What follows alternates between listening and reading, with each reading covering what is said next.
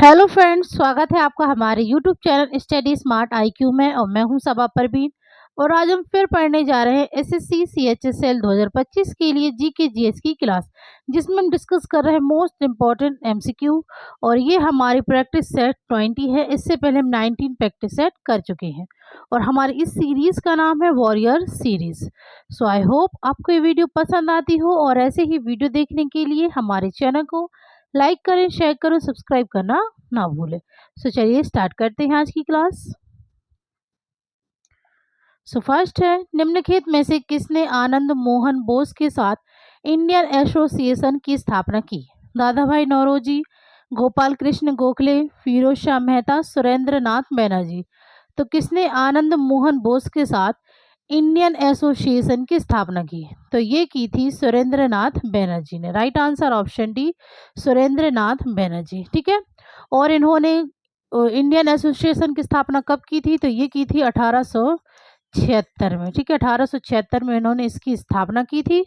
और फिर बात करें सुरेंद्र नाथ बैनर्जी, तो इन्हें राष्ट्रगुरु के नाम से जाना जाता है। ठीक है, राष्ट्रगुरु के नाम से इन्हें जाना जाता है। फिर बात करें फिरोज शाह मेहता, तो फिरोज शाह मेहता ये एक भारतीय राजनीतिक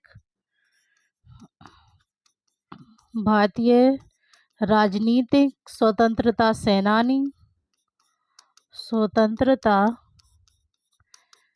सेनानी और वकील थे। ठीक है, फिरोज शाह मेहता। फिर है गोपाल कृष्ण गोखले, तो गोपाल कृष्ण गोखले इन्होंने सर्वेंट्स ऑफ इंडिया सोसाइटी की स्थापना की थी। सर्वेंट ऑफ इंडिया सोसाइटी की स्थापना की थी। ठीक है। और गोपाल कृष्ण गोखले यह महात्मा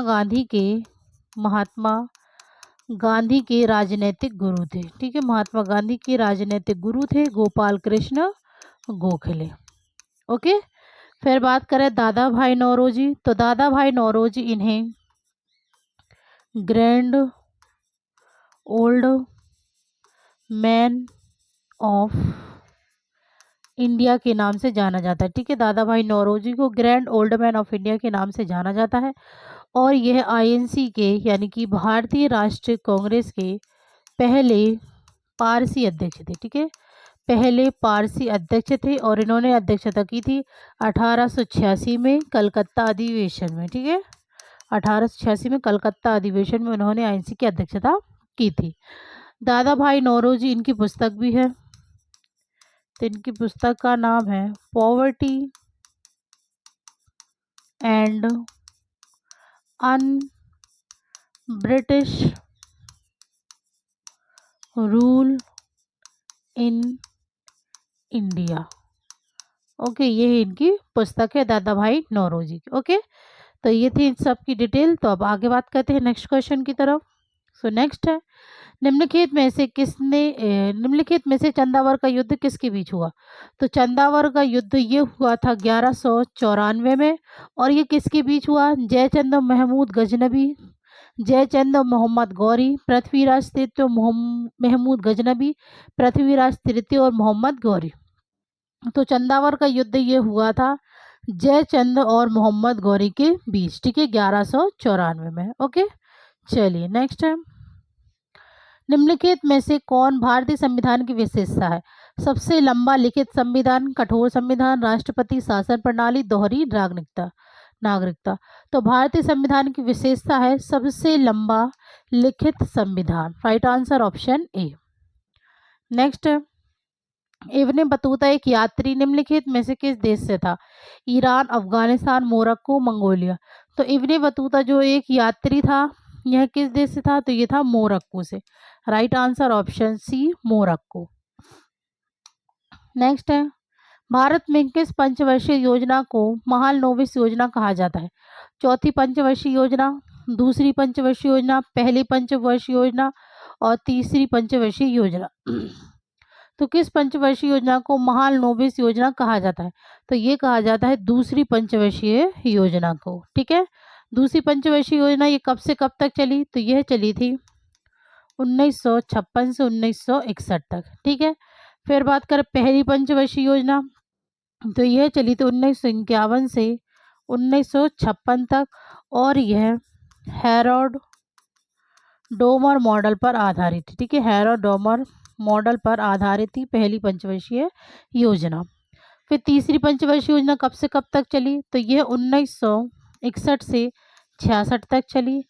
चौथी यह चली थी 1969 से 74 तक चली थी। ओके, चलिए आगे बढ़ते हैं।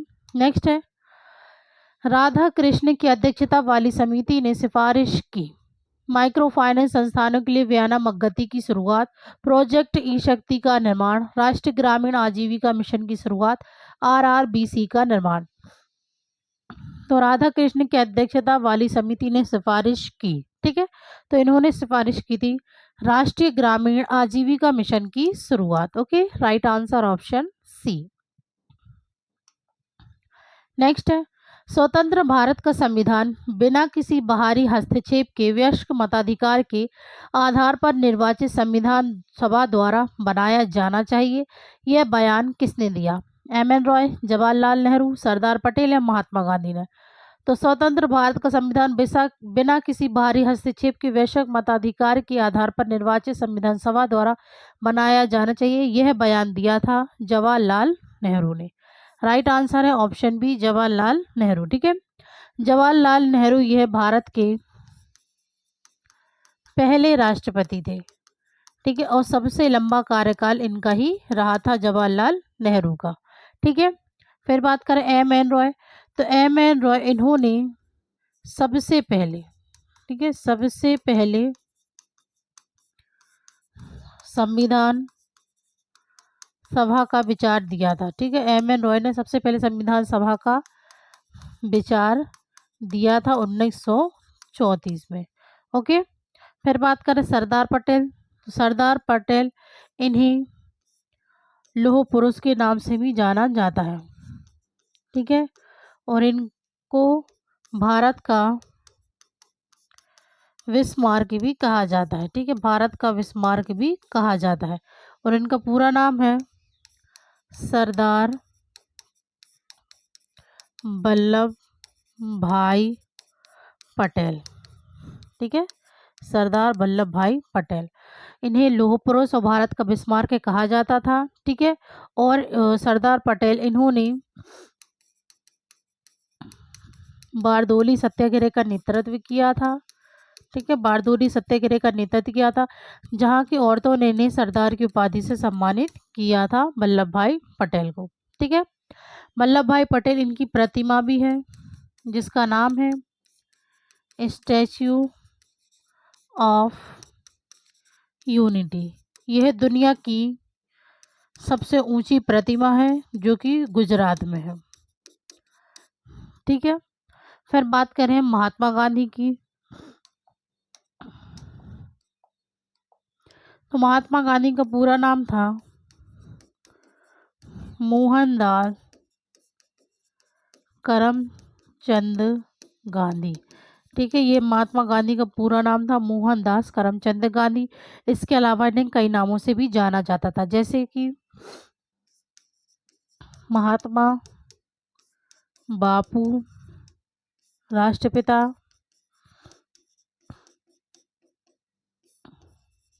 अर्ध नग्न फकीर, साबरमती का संत, साबरमती का संत।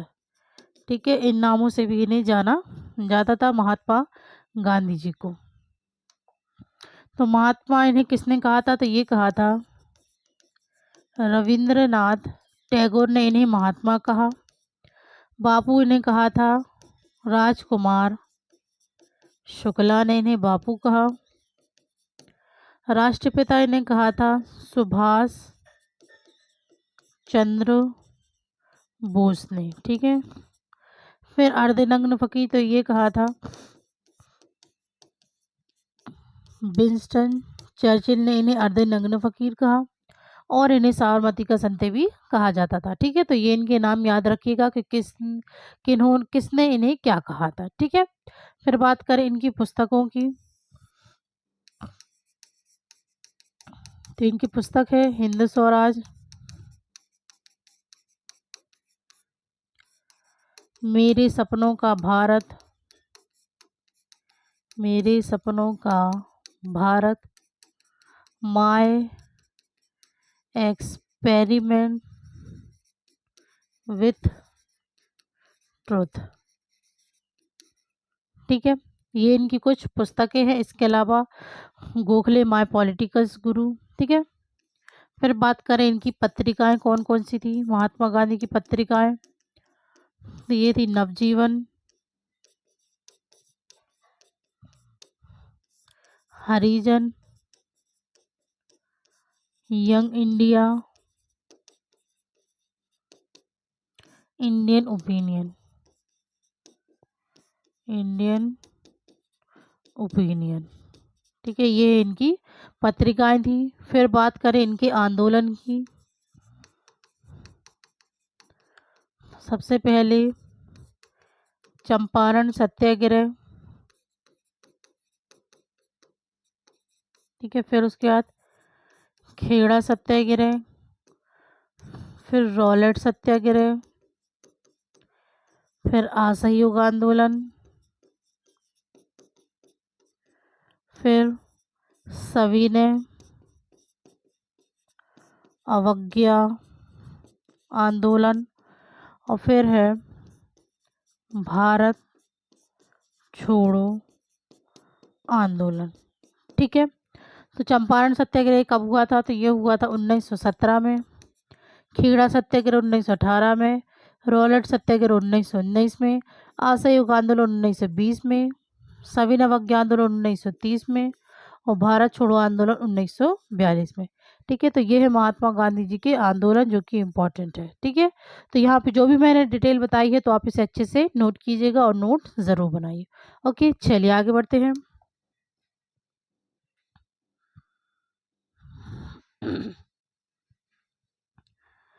नेक्स्ट है 2011 की जनगणना के अनुसार किस राज्य में लिंगानुपात सबसे अधिक है? मिजोरम, नागालैंड, मणिपुर, केरल। तो किस राज्य में लिंगानुपात सबसे अधिक है? तो सबसे अधिक है केरल में। ठीक है, और सबसे कम, तो सबसे कम है हरियाणा में लिंगानुपात। ठीक है, सबसे अधिक लिंगानुपात है केरल में और सबसे कम लिंगानुपात है हरियाणा में। ओके, चलिए आगे बढ़ते हैं। नेक्स्ट है 1828 में धार्मिक सुधारों के लिए ब्रह्म सभा की स्थापना का श्रेय किसे दिया जाता है, जिसे बाद में ब्रह्म समाज कहा गया? रविंद्रनाथ टैगोर, राजा राम मोहन रॉय, केशव चंद्र सेन या देवेंद्रनाथ टैगोर। तो 1828 में धार्मिक सुधारों के लिए ब्रह्म समाज सभा की स्थापना का श्रेय किसे दिया जाता है, जिसे बाद में ब्रह्म समाज कहा गया? तो इसका श्रेय दिया जाता है राजा राम मोहन रॉय को। राइट आंसर ऑप्शन बी, राजा राम मोहन रॉय। राजा राम मोहन रॉय के बारे में बात करें तो इन्हें भारतीय पुनर्जागरण का अग्रदूत कहा जाता है और आधुनिक भारत का जनक भी कहा जाता है। ठीक है, राजा राम मोहन रॉय को भारतीय पुनर्जागरण का अग्रदूत और आधुनिक भारत का जनक कहा जाता है, राजा राम मोहन रॉय को। ठीक है, राजा राम मोहन रॉय इन्होंने ब्रह्म सभा के अलावा इन्होंने 1815 में आत्मीय सभा की स्थापना की थी। ठीक है, आत्मीय सभा की स्थापना भी की थी राजा राम मोहन रॉय ने। राजा राम मोहन रॉय, इनकी पुस्तक कौन सी है? तो इनकी पुस्तक है तोहफत उल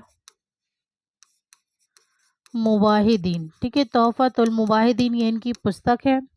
फिर इनकी पत्रिकाएं, तो इनकी पत्रिकाएं हैं मिरात उल अखबार, मिरात उल अखबार और संवाद कौमुदी। ठीक है, ये इनके समाचार पत्र है। ओके, ठीक है, फिर बात करें हम रविंद्रनाथ टैगोर की। तो रविंद्रनाथ टैगोर, इन्हें कवि गुरु, गुरुदेव के नाम से भी इन्हें जाना जाता था। गुरुदेव के नाम से भी इन्हें जाना जाता था रविंद्रनाथ टैगोर को। ठीक है, रविंद्रनाथ टैगोर इन्हें 1913 में नोबेल पुरस्कार प्राप्त हुआ था। ठीक है, नोबेल पुरस्कार प्राप्त हुआ था 1913 में। यह नोबेल पुरस्कार प्राप्त करने वाले पहले पहले गैर यूरोपीय और पहले भारतीय और पहले एशियाई व्यक्ति थे जिन्हें 1913 में नोबेल पुरस्कार प्राप्त हुआ था साहित्य में। ठीक है, गीतांजलि पुस्तक के लिए। ठीक है, साहित्य में गीतांजलि पुस्तक के लिए इन्हें नोबेल पुरस्कार प्राप्त हुआ था। फिर बात करें रविंद्रनाथ टैगोर, इन्होंने राष्ट्रगान भी लिखा है।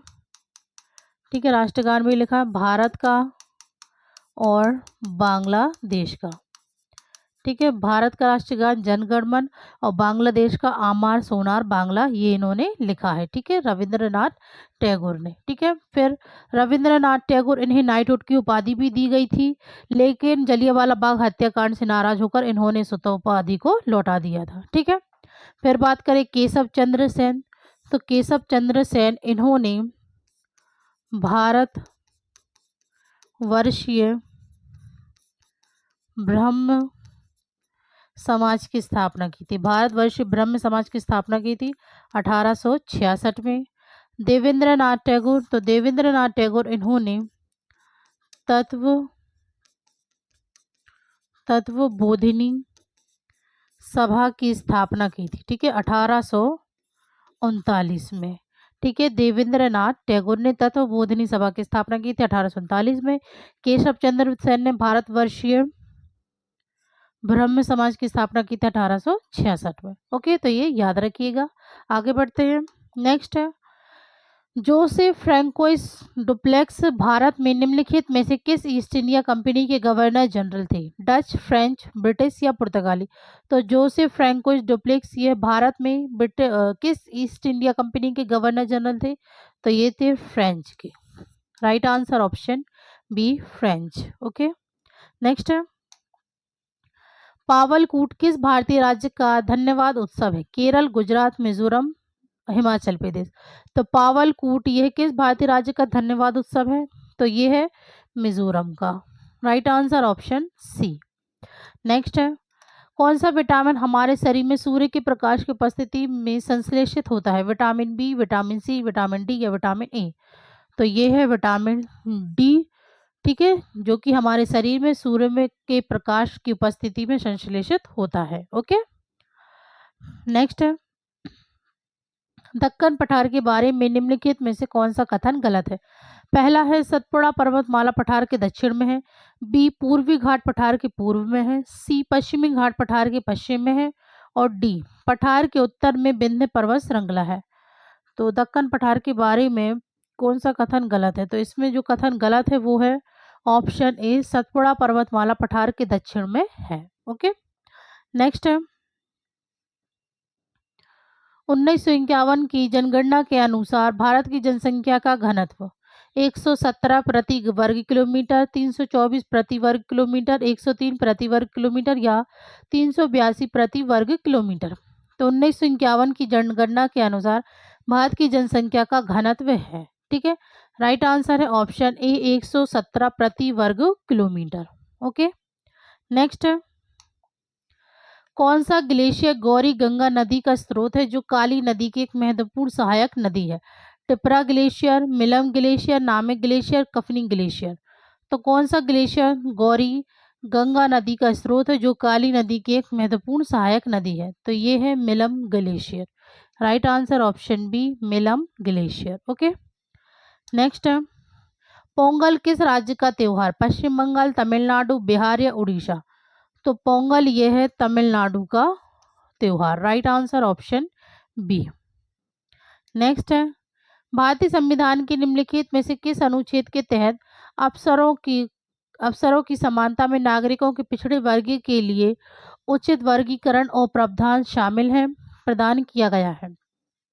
अनुच्छेद 16, अनुच्छेद 18, अनुच्छेद 17 या अनुच्छेद 19? तो यह प्रदान किया गया है अनुच्छेद 16 के तहत। राइट आंसर है ऑप्शन ए।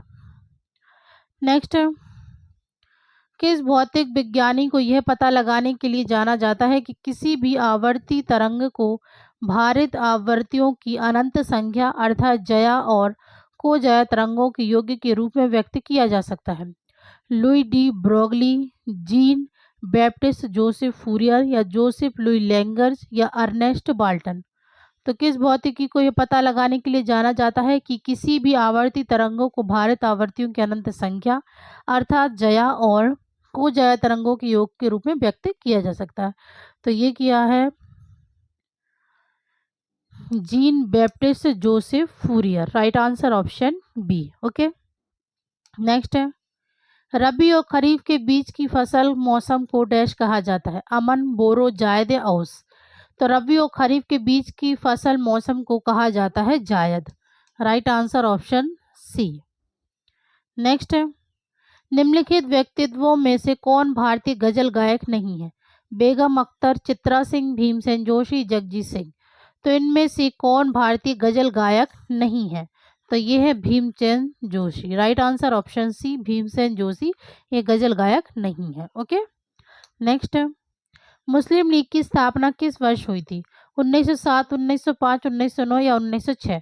तो मुस्लिम लीग की स्थापना ये हुई थी 1906 में। राइट आंसर ऑप्शन डी, 1906 में ढाका में। और किसने की थी? तो ये नवाब सलीमुल्लाह और नवाब मोहसिन उल मुल्क के नेतृत्व में हुई। ठीक है, नेतृत्व में हुई। नवाब सलीमुल्लाह और नवाब मोहसिन उल मुल्क के नेतृत्व में मुस्लिम लीग की स्थापना हुई थी 1906 में ढाका में। ओके, नेक्स्ट है, निम्नलिखित में से कौन सा लोक नृत्य हरियाणा में पुरुषों द्वारा किया जाता है? खोरिया, गिद्दा, घूमर, गुग्गा। तो कौन सा लोक नृत्य जो हरियाणा में पुरुषों द्वारा किया जाता है? तो ये किया जाता है Gugga. Right answer option D, Gugga. Okay, next है, गढ़ वालों ने भारत के किस क्षेत्र में शासन किया? अजमेर, मालवा, कन्नौज या पाटन। तो गढ़ वालों ने भारत के कन्नौज क्षेत्र पर शासन किया। ओके, नेक्स्ट है, मौद्रिक नीति का सामान्य लक्ष्य सुनिश्चित करना है? अर्थव्यवस्था में मूल्य स्थिरता, सरकार के लिए अधिक कर संग्रह, ग्रामीण क्षेत्रों में रोजगार सृजन।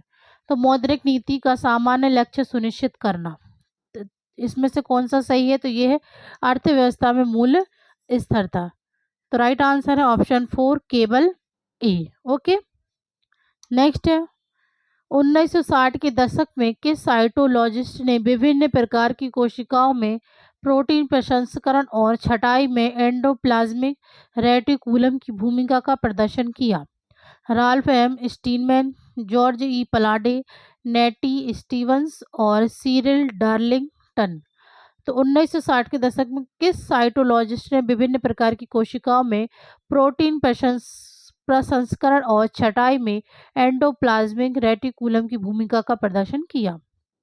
तो ये किया है George E Palade. Right answer option B.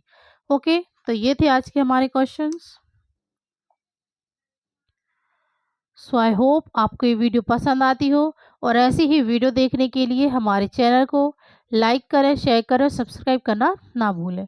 तो मिलते हैं आपसे कल अगली वीडियो में, तब तक के लिए good luck and goodbye. Thank you.